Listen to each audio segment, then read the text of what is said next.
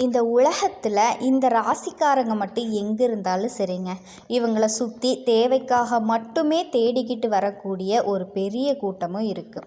தேவை களைஞ்சதும் அவங்களுக்கான தேவைகளை இவங்கக்கிட்ட பூர்த்தி செஞ்சுக்கிட்டா இவங்களை பற்றி துளி அளவு கூட யோசிக்காமல் துரோகத்தை பண்ணிக்கிட்டு போயிட்டே இருப்பாங்க. அப்படி பல துரோகங்களை தாங்கி நிற்கக்கூடிய சிம்ம ராசி அன்பு சொந்தங்களுக்கு வணக்கங்க. எல்லாரும் எப்படி இருக்கீங்க? கண்டிப்பாக எனக்கு தெரியும் இப்போ உங்கள் நிலைமை சரியா இல்லை. பயங்கரமான கஷ்டம், ஆரோக்கிய ரீதியாக, பொருளாதார ரீதியாக, குடும்பத்தில் பயங்கரமான சிக்கல்கள், அதுவும் உங்களுடைய குழந்தைகளால் பெருத்த துன்பத்திற்கு ஆளாயிருப்பீங்க. கடன் பிரச்சனை கழுத்தை நெரிக்கக்கூடிய அளவில் இருக்குது. ஆரோக்கியத்தை பொறுத்த வரைக்கும் அதை பிச்சுக்கிட்டு பைபாஸில் போகக்கூடிய அளவுக்குன்னு சொல்லக்கூடிய 1-2 பிரச்சனை இல்லைங்க. இப்போ சிம்ம ராசியை பொறுத்த வரைக்கும் எதை கவனிக்க எதை விட ஒன்றுமே தெரியலைங்க. உங்களை பொறுத்த வரைக்கும் உங்களுடைய தூய்மையான எண்ணம் என்ன தெரியுமா? நான் நல்லா இருக்கணும், என்னை சுற்றி இருக்க எல்லாரும் நான் நல்லா இருக்கணும். நான் எப்படிங்க சொல்லப்போனால் தெய்வத்துக்கிட்ட வழிபாடே வச்சாலுமே உலகமே செழிப்பாக இருக்கணும், மழை மாறி பெய்யணும் செய்யணும். பொதுப்படியாக உலகத்தில் இருக்கக்கூடிய எல்லா ஜீவராசிகளுக்குமே சேர்ந்து வேண்டக்கூடிய ஒரு உன்னதமான படைப்புனா சிம்ம ராசியை சொல்லலாங்க. ஆனால் துளி அளவும் திரும்ப பாசத்தை சொன்னால் அதுவும் சிம்மத்தை தாங்க சொல்ல முடியும். இவங்களுக்கு இது நாள் வரைக்கும் உண்மையான பாசம் நேசம் கிடைச்சதே கிடையாதுங்க. அப்படி கிடைக்குது அப்படின்னா அது அரிதிலும் அரிதுதான். ஏன்னா இவங்க எப்போவுமே கொஞ்சம் நம்ம அதிபதி சூரியன் அப்படிங்கிறதுனால வெளிப்படையாக பேசக்கூடியவங்க, எந்த ஒரு விஷயத்துலையுமே வெளிப்படையாக இருக்கக்கூடியவங்க, தைரியத்தோடு இருக்கக்கூடியவங்க. சிம்ம ராசிக்காரங்களை பொறுத்த வரைக்கும் எல்லாரும் எப்போவுமே ஏமாத்திட்டு தாங்க இருக்கிறாங்க. வெளிப்படையாக பேசக்கூடியவங்க, இதனால் ரொம்ப பிடிக்கும் இவங்களை. அப்படிப்பட்டவங்க தான் இந்த கலியுகத்தில். அந்த மாதிரி ஆட்களை பார்க்க முடியுமா? கூட பிறந்தவங்களாக இருக்கட்டும், பெற்றவங்களாக இருக்கட்டும், ஏதாவது நெளிவு சுழிவில் உண்மையும் பொய்மையும் சேர்ந்து தாங்க இருக்கும். இவங்களுக்கு அந்த இடங்களில் கொஞ்சம் தடுமாற்றம், பெடுக்குன்னு பேசி போடுறீங்க, அது யாருக்குமே பிடிக்க மாட்டேங்குது. பொய்யா பேசுகிறவங்க மட்டும்தாங்க இந்த உலகத்தில் சந்தோஷமாக இருக்காங்க. தேன் வழிகிற மாதிரி பேசுகிறவங்களுக்கு தான் இந்த உலகம் நல்லவன் அப்படிங்கிற பட்டம் கொடுக்குதுங்க.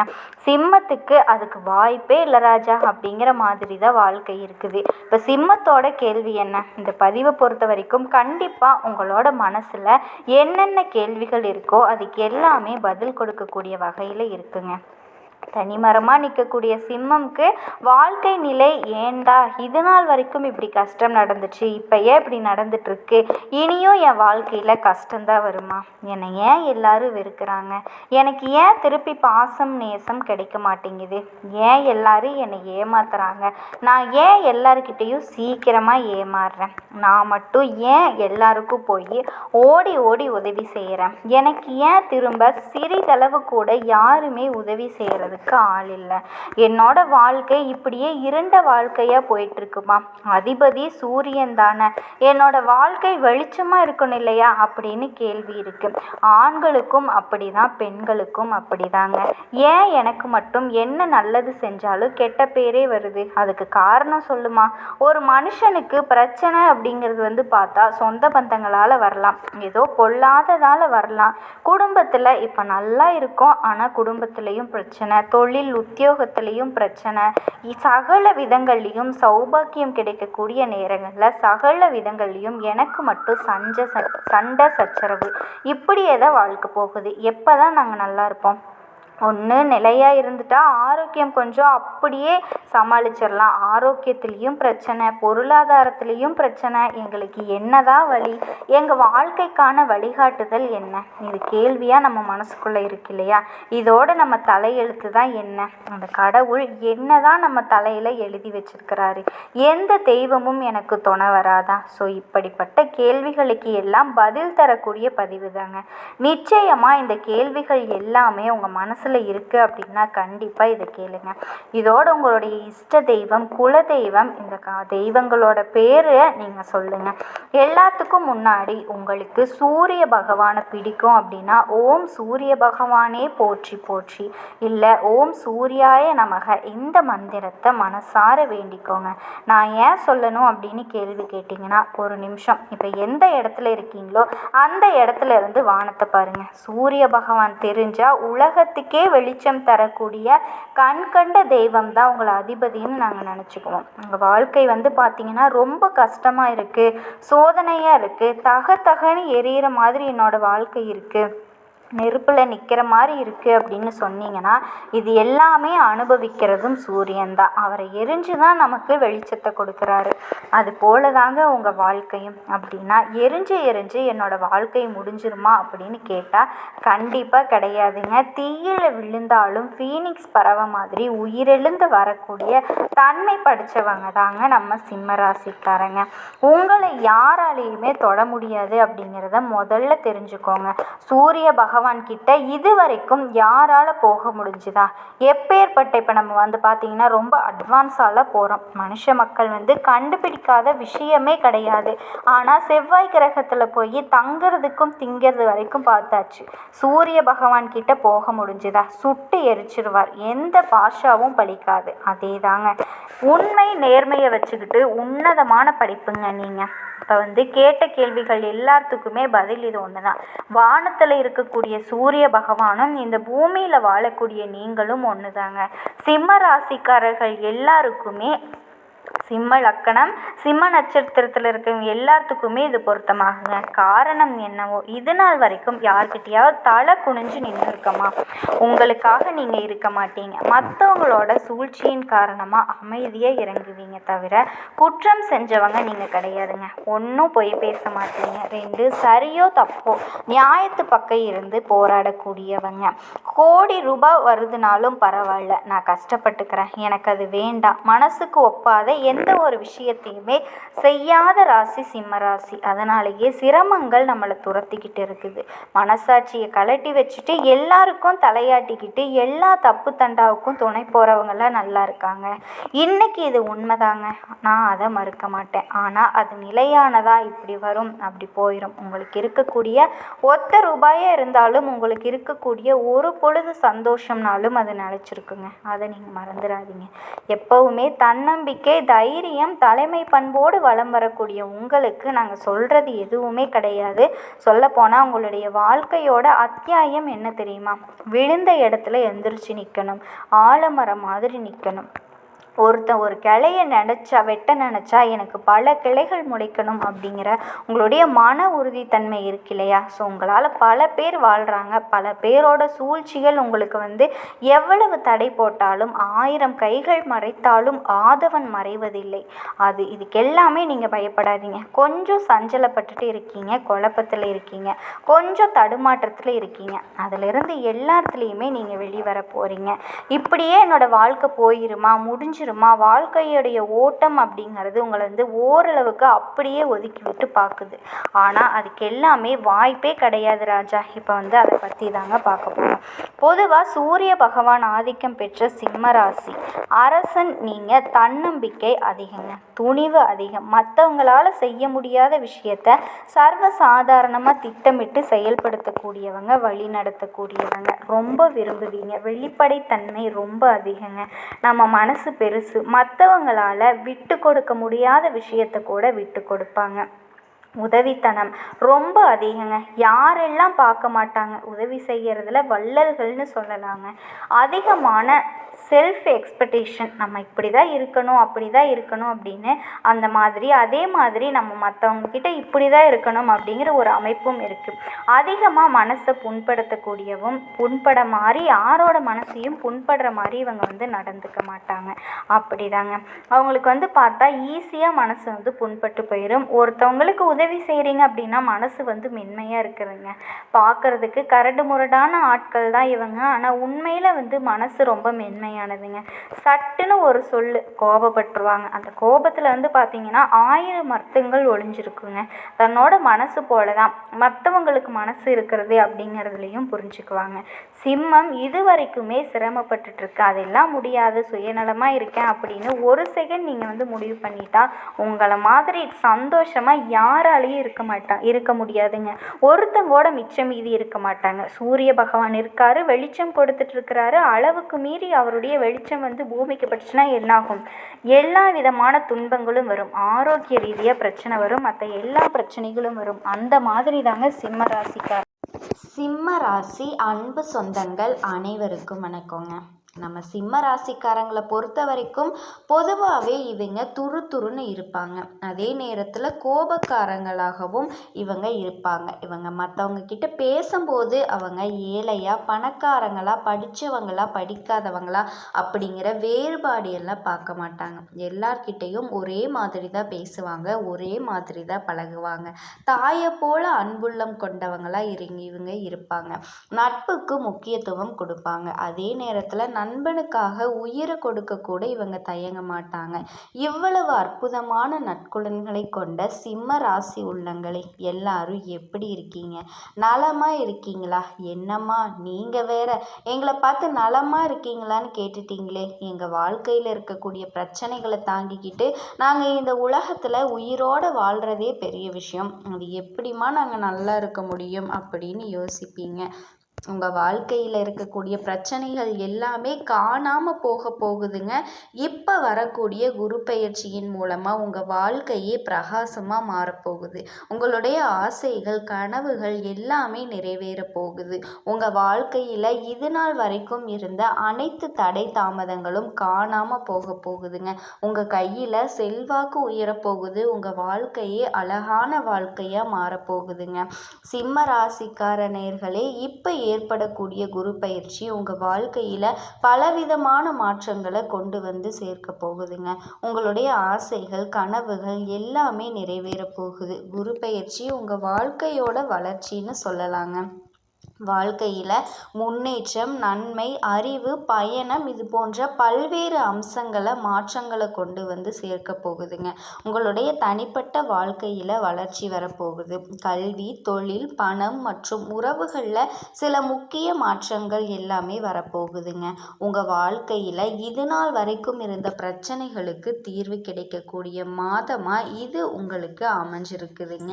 எடுத்த காரியத்தை உண்ணாமல் உறங்காமல் முடிக்கக்கூடிய வல்லமை கொண்ட சிம்ம ராசிக்கார அன்பு நேயர்களே, உங்களுக்கு ஏற்படக்கூடிய குரு பெயர்ச்சி உங்கள் வாழ்க்கையில் பலவிதமான அதிசயங்களையும் அற்புதங்களையும் கொண்டு வந்து சேர்க்க போகுது.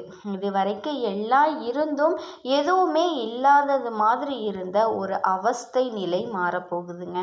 குரு பகவான் உங்கள் வாழ்க்கையில் அடுக்கடுக்காக நல்ல விஷயங்களை செய்ய போகிறாரு.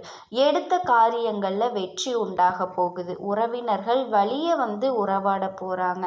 உங்களை வேண்டான்னு உதறி தள்ளிட்டு போன சொந்த பந்தங்கள் உங்களை தேடி வர போகிறாங்க. வெளியிடங்களில் உங்களுக்கு முதல் மரியாதை கிடைக்க போகுது. ஆரோக்கியம் சிறப்பாக இருக்க போகுது. சகோதர சகோதரிகள் வகையில் உங்களுக்கு உதவிகள் கிடைக்குங்க. குறிப்பாக மூத்த சகோதரர்கள் வகையில் உங்களுக்கு ஆதாயம் இருக்குது. அரசு காரியங்களை விரைஞ்சு முடிக்க முடியுங்க. குடும்பத்தில் இருக்கக்கூடிய குழப்பங்கள் நீங்கி குடும்பத்தில் சந்தோஷம் நிலச்சிருக்க போகுது. உங்கள் குடும்ப வாழ்க்கையில் அமைதி ஏற்படும். உங்கள் வாழ்க்கையில் இது நாள் வரைக்கும் இருந்த எல்லா பிரச்சனைகளுக்கும் தீர்வு கிடைக்க போகுதுங்க. உங்கள் மனசில் இருந்த குழப்பங்கள் காணாமல் போகுது. குடும்ப உறவுகளால் பழைய குழப்பங்கள் நீங்குங்க. பெற்றோர்கள், உறவினர்கள் மற்றும் நண்பர்களோட உங்களுக்கு உறவுகள் அதிகம் நெருக்கமாகும்.